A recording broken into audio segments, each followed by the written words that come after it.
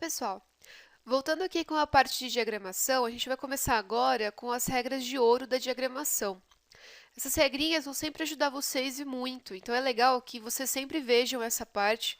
De repente, assim, para quem já conhece essas regras, é legal para vocês relembrarem, e para quem não conhece ainda, é legal que vocês sempre vejam e sempre consultem, porque elas vão ajudar vocês muito na hora de diagramar um texto, seja em mídias impressas ou seja em mídias digitais. A gente vai começar aqui com a regrinha que é a da geometrização. É a ênfase que a gente dá nos pontos de visão direta e visão periférica com as informações do texto. O uso da fotografia aqui ele tem uma grande importância no traçado geométrico da página. Os olhos das pessoas eles tendem a caminhar pela página de acordo com a força visual do elemento apresentado na diagramação. E esse traçado geométrico ele é feito inconscientemente pelos olhos e ele transmite ao cérebro informações de caráter sinestésico, além de facilitar ou dificultar o entendimento geral. Então, olha aqui nessa página que eu coloquei de exemplo aqui para vocês. Ela ficou meio pequenininha, mas dá para a gente ver, ó. Tá vendo que eles usaram elementos geométricos, no caso triângulos, trapézios, aqui, ó. E eles fizeram com que a massa textual e também as imagens, elas seguissem esse padrão. E aí, o que eles conseguiram com isso? Fazer com que o nosso olhar caminhe pela página, tá vendo? Ó, a gente vai tender a ler aqui, aqui, aqui, aqui. Isso aqui é muito interessante, muita gente não usa isso. E ele dá um efeito muito legal na parte da página diagramada ou no que for que vocês forem diagramar com isso. Fica bem interessante, é uma dica legal para quem for começar, pode fazer uma experimentação, de repente, utilizando essa diagramação. Vamos para a próxima. O agrupamento. Conjunto de elementos relacionados mediante sua hierarquia de informação, levando em consideração os seguintes critérios. Então, como que se dá o agrupamento? Através da proximidade, que nós tendemos a agrupar aqueles objetos que são próximos entre si. Da semelhança, que nós tendemos a agrupar objetos semelhantes ou parecidos. Elementos iguais ou parecidos. A continuidade, que a nossa mente tende a agrupar aqueles elementos que têm uma continuidade significativa. E a simetria, a gente tende a agrupar elementos para que eles pareçam ordenados, formando figuras conhecidas. Então, assim, eu coloquei aqui uma imagem para vocês verem, ó. A gente tende a agrupar elementos semelhantes. Então, aqui, ó, tá vendo? São duas palavras diferentes com a mesma tipografia. A gente está agrupando elas e agrupando aqui também, porque elas têm cores semelhantes, ó. E também acontece isso quando a gente tem, por exemplo, textos que a gente vê que você tem uma continuidade do texto, de repente você usa dois boxes parecidos, o nosso cérebro vai tender a agrupar aquilo. Ou quando a gente usa vários elementos que parecem se interligar, né, eles formam uma forma, assim a gente tem a simetria. E o contraste, né? Eu já falei um pouquinho para vocês do contraste, vou falar de novo. O contraste é a intensidade de visualização de cada elemento com relação aos que o rodeiam, e é o grafismo completo. Então, assim, o que a gente tem aqui na parte do contraste? Tá vendo aqui? A gente tem muito contraste entre as letras e o fundo. Isso aqui remete àquele conceito que eu passei para vocês de figura-fundo também. E é legal porque aqui a gente dá uma intensidade para o elemento, tá vendo? Em relação ao que está perto dele, ao que está rodeando. E isso faz com que o texto tenha destaque. É bem interessante a gente usar o contraste. E o ritmo, que é o movimento, massa e harmonia, eles podem sugerir um ritmo, que torna a leitura de alguns elementos mais rápidos ou mais lentos. Ele é utilizado para manipular a leitura, oferecendo um caminho confortável e racional, orientando os olhos pelos pontos de interesse. Então, de repente, você quer dar um ritmo para sua página, um ritmo de leitura, é legal você também trabalhar com aquela parte da geometrização, que através disso você vai conseguir que as pessoas tenham um ritmo de leitura, com que os olhos sigam uma linha imaginária por entre a página e com que ela tenha um fluxo contínuo de leitura, porque ela não fique maçante e a pessoa pare de ler. Continuando. Um outro elemento que é muito importante é o da harmonia. Uma imagem ou parte dela é considerada harmoniosa quando os elementos fundamentais compositivos, que são unidades, formas, cores e tons, eles dispõem-se organizadamente, completando-se, combinando-se, integrando-se em um todo homogêneo. Isso aqui volta naquilo que eu já falei para vocês na aula anterior. É importante quando vocês estão diagramando uma página, vocês terem bom senso.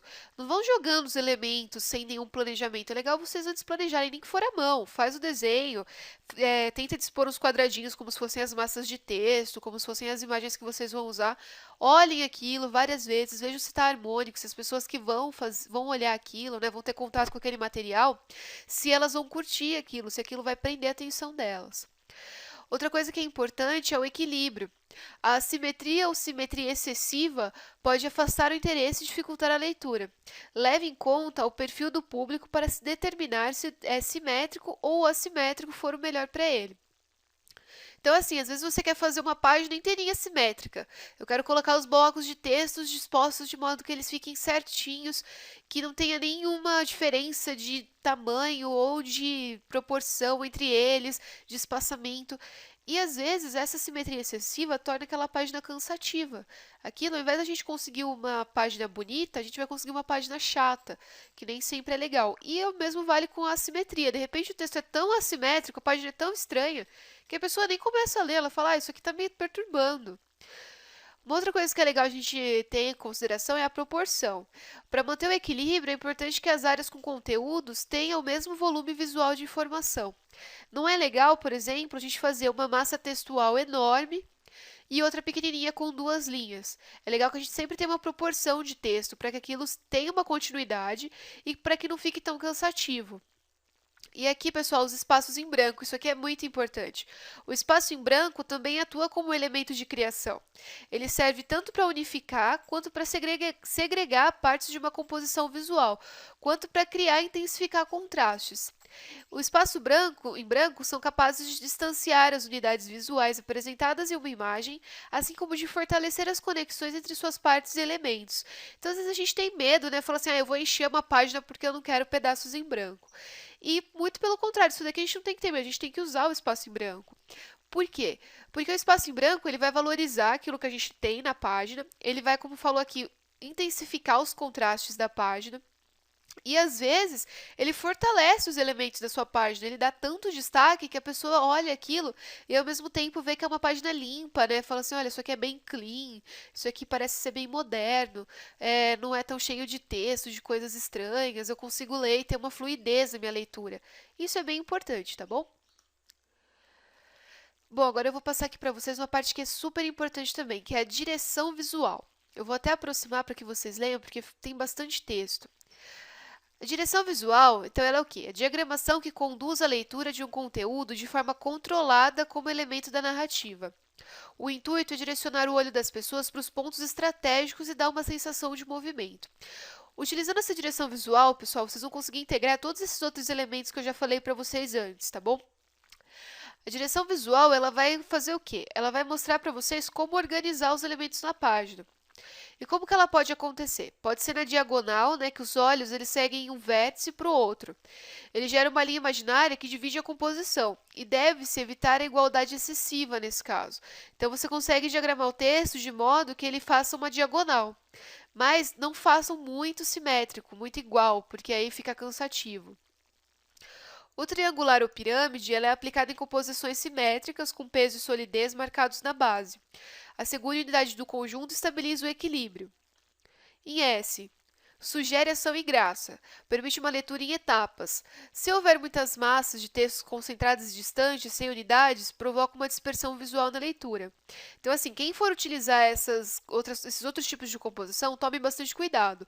Se você vai fazer uma direção em S na sua página, procura deixar os elementos tanto quanto próximos para que as pessoas tenham uma unidade de leitura, porque senão aquilo vai parecer que está jogado na página. O Z ele possui um movimento vigoroso e definitivo, similar na movimentação do S, mas com uma intensidade e velocidade de leitura. Ele tende a permitir com que a unidade se mantenha, com que não haja tanta dispersão da leitura, e ele aumenta a velocidade de leitura. Então, o Z é legal, de repente, para vocês utilizarem em revistas, tá bom? O L, ou ângulo reto, ele é utilizado para indicar algo. Relaciona diretamente um objeto para a informação.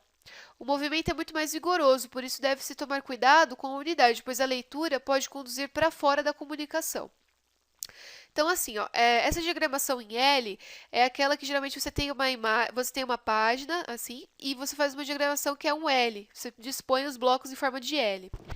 E o que, que acontece nesse caso? Às vezes você tem que tomar muito cuidado, porque se você coloca o texto, parece que ele não terminou, parece que a pessoa vai olhar para fora da página e vai continuar o texto, e isso torna a leitura dispersiva também. Em cruz, utilizada para separar poucos elementos, aproveitando melhor o espaço. Sugere dinamismo e modernidade. E o círculo cria uma sensação de fluxo, possibilita uma sequência de leitura, relaciona elementos a um tema central. Já já vou mostrar para vocês no InDesign como que vocês vão poder utilizar esses tipos de diagramação, tá bom? E agora eu vou chegar com vocês na parte do grid. O grid, então, o que que ele é? Ele é uma junção de todos os elementos visuais que vão estar numa peça gráfica para transmitir uma informação, conhecimento, e ele é composto de regras, como colunas e linhas, que vão funcionar como guia para vocês distribuírem os elementos na página. Com a utilização do grid, vocês conseguem clareza e eficiência na transmissão de informações. E o grid, assim, ele é legal porque se você não tem muita experiência em diagramação, a partir dele você consegue planejar melhor a sua página. E você consegue dispor os elementos prezando tudo isso que eu já falei para vocês. Harmonia, equilíbrio, geometria. E eu vou mostrar aqui para vocês, ó, que isso aqui é um grid. Essas daqui são as partes que compõem o grid, ó, a margem, as linhas de fluxo, que são essas aqui, as zonas especiais, os módulos, a gente tem as colunas, os marcadores. Nem todo grid necessariamente tem que ter todos esses elementos, mas de repente vocês vão trabalhar numa editora ou numa revista, enfim, e vocês recebem um grid desses pronto. É legal que vocês saibam os elementos do grid para que vocês, por exemplo, não ultrapassem a margem, de repente não ultrapassem o marcador, que vocês respeitem as colunas, porque tem lugares em que esses grids são usados para quê? Para manter uma padronização de publicações, principalmente quando você tem muitas pessoas envolvidas num projeto gráfico. Eu vou falar para vocês detalhadamente agora quais que são os pedacinhos do grid, né, os elementos do grid. As margens, elas são os espaços negativos entre a borda da página e a área do conteúdo. Elas exercem uma grande influência sobre o conceito trabalhado no projeto e, por isso, seu tamanho deve ser muito bem estudado. Elas podem servir tanto como área de descanso para os olhos, como para chamar a atenção do conteúdo para o qual elas estão enquadrando. Aí as linhas de fluxo, né? Elas são os elementos horizontais no espaço, não são linhas visíveis. Lembrando que aquele grid, pessoal, ele nunca é visível, ele só é usado para a gente diagramar em cima dele, ele não vai aparecer depois. As linhas de fluxo, elas não são linhas visíveis, mas elas são usadas para guiar o sentido de leitura pela página. E é a partir delas que vocês vão conseguir usar aquela direção que eu falei, que vocês podem fazer em cruz, em círculo, tanto faz. Mas usando essas linhas, vocês vão conseguir fazer esse direcionamento da leitura. As zonas especiais são grupos de módulos que formam campos distintos. Esses campos servem para informações específicas do projeto, imagens, publicidade, ou então, de repente, um box que vocês querem colocar como informação adicional. Os módulos, eles permitem que cada pequena unidade que compõe a malha. Eles são cada pequena unidade que compõe a malha, perdão. São espaçados uniformemente e permitem inúmeras possibilidades de composição. Às vezes, o módulo ele não se repete uniformemente, principalmente quando você mesmo constrói seu grid, às vezes ele tende a ficar um pouquinho assimétrico. Não tem problema, a não ser que você queira um grid assim muito geométrico, aí sim você pode fazer eles todos do mesmo tamanho.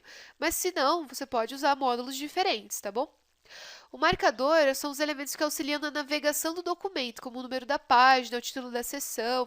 Então, ó, vou voltar aqui para vocês verem. O marcador, ele é importante, por exemplo, aqui, ó.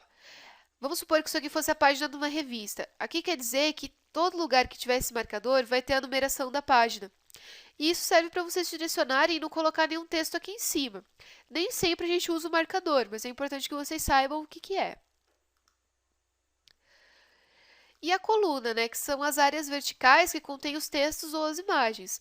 A coluna pode ter o mesmo tamanho ou tamanhos variados, depende da informação que você vai trabalhar e dos elementos gráficos que você vai dispor no layout. Eu vou mostrar para vocês como que vocês vão construir um grid. Só que antes eu vou terminar aqui só para mostrar para vocês os tipos de grid, para finalizar. Tem um grid que é só de uma coluna, que geralmente a gente usa em folder ou em site, onde a gente não tem uma massa textual muito grande. De duas colunas e de múltiplas colunas, a gente geralmente usa em produtos impressos, no caso revista, às vezes livro, de repente você vai imprimir uma newsletter, uma coisa que precisa de maior massa textual. E é legal você dividir em várias colunas para o texto não ficar cansativo e também para vocês aproveitarem melhor a área do papel. E aí você tem o grid modular, né, que é aquele grid que permite que você faça várias colunas e ele é simétrico, como eu já falei para vocês, tem gente que gosta, e ele dá uma maior liberdade para vocês.